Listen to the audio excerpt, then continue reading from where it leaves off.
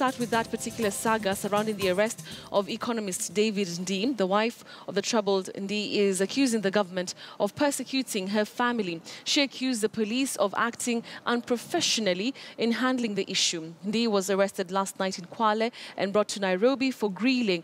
Let us now listen in to what she had to say in Mombasa. Until 2014, the president of Kenya, Uhuru Kenyatta, he is the one who sent a special request to the president of the African Development Bank, requesting for me to come and champion the presidential digital transformation of government, his project, which he started because of the attack on Westgate. And he called it a single source of truth. That I'm an ICT expert by profession. And I'm the first African to win a global award, ICT award. That's why he was calling me, Mr. President. He wanted me to create a single source of truth, a database with all data on people in Kenya, land, who owns what, all the companies in Kenya, who are the directors. And this database would help with security issues. That's how we'll be able to fight Al-Shabaab. It would help in crime in the country. This is the database that Nyumba Kumi would actually use. I want to ask the president, where is that gentleman in 2014 who asked me to come and create a single source of truth to create transparency in Kenya? This is not transparent. My husband is not a criminal. I asked those people, what crime has he committed? They couldn't tell me. My husband is not corrupt. He has never taken anything from public resources. My husband has not committed any crime that people know of. So I'm asking the president today, where is that man who brought me back to this country in 2014 to create a single source of truth? That's my question to the president. Thank you. Every other Kenyan that I meet on the street tells me your life is in danger. In the minds of every Kenyan feels this government can kill without impunity.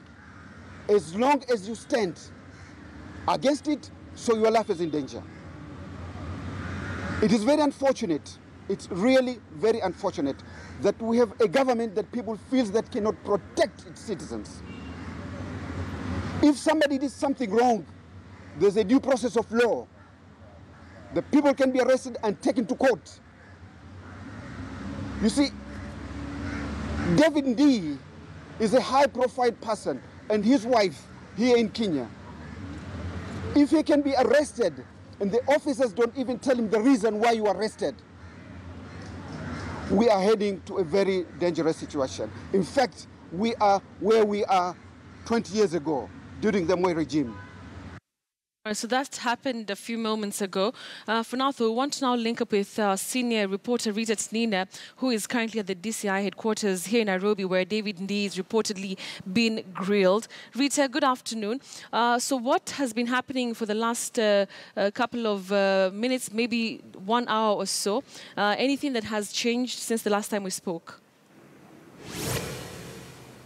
Betty, not much information is forthcoming here from the Directorate of Criminal Investigations. We understand David Ndii is still being interrogated. He was transferred here from Kwale, where he was arrested last evening. The police will not indicate exactly why they are holding him or why they are interrogating him, what they're interrogating him over. But we understand that yesterday the police, when they arrested him at the Leopard Beach Resort, they were looking for a laptop as well as several other documents. They did not find that.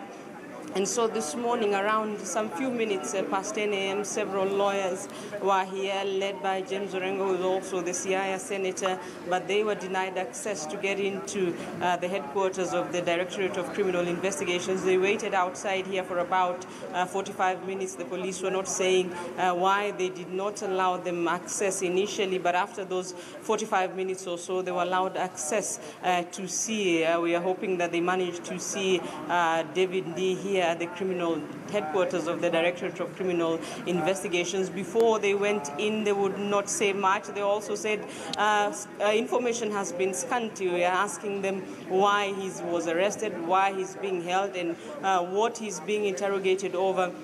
They said they could not say much until they got to see him. We are also not sure whether the police had already started interrogating him, which would be against the norm without his lawyers being present. So we are not sure yet whether the interrogation had begun before the lawyers got here or whether the interrogation then began after he was given access to his team of lawyers. So Betty, we are still camping here, counting down those 24 hours before. According to the law, he cannot be held for more than 24 hours before any charges being preferred against him, or without the police going back to court and asking for more time to continue holding him or interrogating him. Some of the lawyers are out. I can see Otiende Amolo, the NASA CEO, Norman Magaya, he's also out.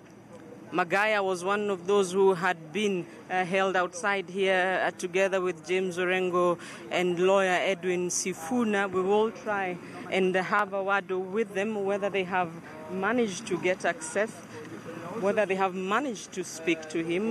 Betty will just try and get to over where they are. Good afternoon, sir. Hi, how are you? Fine, thank you. Have you managed to see David Ndii? They're saying we talk from somewhere here. The correct position So do inside here. we do once also? Here is Otiende That's Amolo, fine. the member of parliament for Arieda constituency. Did you manage to see him? What are the police saying? Well, Why is he first, here? as you can see, that we are a team of members of parliament and lawyers who have come here on account of the arrest of David Ndii. The police restricted the number of lawyers who could go in, and so they allowed only 2, but we've been in communication. And we have learned that they're planning to charge him with incitement, apparently for some interview he may have done in one of the stations. The indication is that they're likely to present the charges this afternoon. And so we expect to be in court. We expect, as usual, to make the necessary applications for bail. And we expect that incitement being one of the list of charges you can imagine, we expect that the judiciary, being independent and all, would grant him appropriate bail. We understand that there might be 2 such counts. That is what we know for now. So our expectation is that at around 2 p.m., he's likely to be presented in Milimani Court for the reading of the charges, and then we will take it from there. So right now, Senator Rengo and Advocate Sifuna are still with him, and we will be going there in advance, and we expect that they will come and accompany him as we'll be going to Milimani. Yes. The other lawyers have been arguing that his rights were violated. When was he arrested? When was he brought to Nairobi? Had the interrogation started before the lawyers were allowed to get access there? I think that it is clear, and I think even you have covered this in terms of the media, so social media and the formal media. It is very strange action. First of all, you know that David Ndii and his wife were holidaying at the coast, and they apparently, the complaints they are talking about are issues that arose months ago. If they had any issue, one, ordinarily you would invite someone and tell them, you invite them to come and record a statement. That never happened. Secondly, you don't wait for somebody to leave Nairobi to go to Mombasa, then you go and pounce on them, especially when he's with the family. It is obviously intended to rain terror on him and the family. Thirdly, why you'd go to an hotel room and start searching an hotel room? If you thought anybody had anything, surely you'd perhaps get a warrant and then approach them in their house or the offices. But more importantly, to arrest someone in Mombasa, sneak them overnight to Nairobi is part of the torture. So you can see that the idea is not quite the charges. The idea is the intimidation around it. And that is what is highly regrettable, because that is not acceptable under the law. Under the law, for you to do a search, it is very clear, you must have a search warrant. Under the law, if you want to interrogate anyone, you must read to them their right. You must tell them they have the right to have a lawyer. It is clear that all up to this time, he did not have access to a lawyer. And under the law, you do not detain people for charges that you had already framed. All you do is you notify them if you think you have a sustainable charge, and you invite them to come to court on a given date and time. So it is clear that the whole circumstances is supposed to intimidate. It's not just about the charges. Yes. Okay, the charges that have been preferred by the police to Dr. Ndii, are they, from your own view, are they linked to NASA's plans for the 12th of December? Well, I think you all know that Dr. Ndii is at the center as part of the 7-member team, and so your guess is as good as mine on that matter. Yes. Thank you. Betty, one of the lawyers that has been Otiende Amolo, he says that the police have restricted the number of lawyers that can gain access to where David Ndii is being interrogated. So far, only 2 lawyers are with David Ndii as he is with the police. One of them is James Orengo. They are also questioning how the police went about this, saying that they violated his rights. He was held, he was denied access to a lawyer. But as he mentioned there, the indication is that the police are planning to prefer charges of incitement against him, and Otiende Amolo saying that that will be linked to an interview that he had with one of the media houses, and that he says happened a few months ago. It is not recent, and so questioning why the police had to wait for several weeks before taking this action. Betty. Thank you very much. Rita Nina there reporting from the CID headquarters.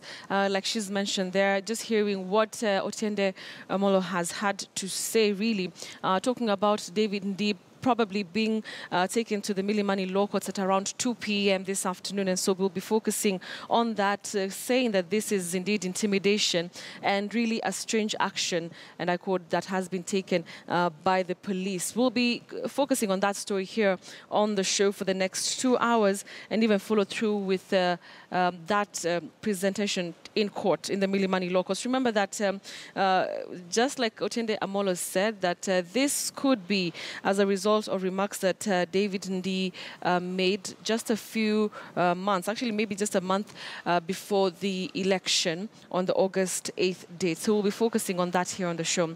But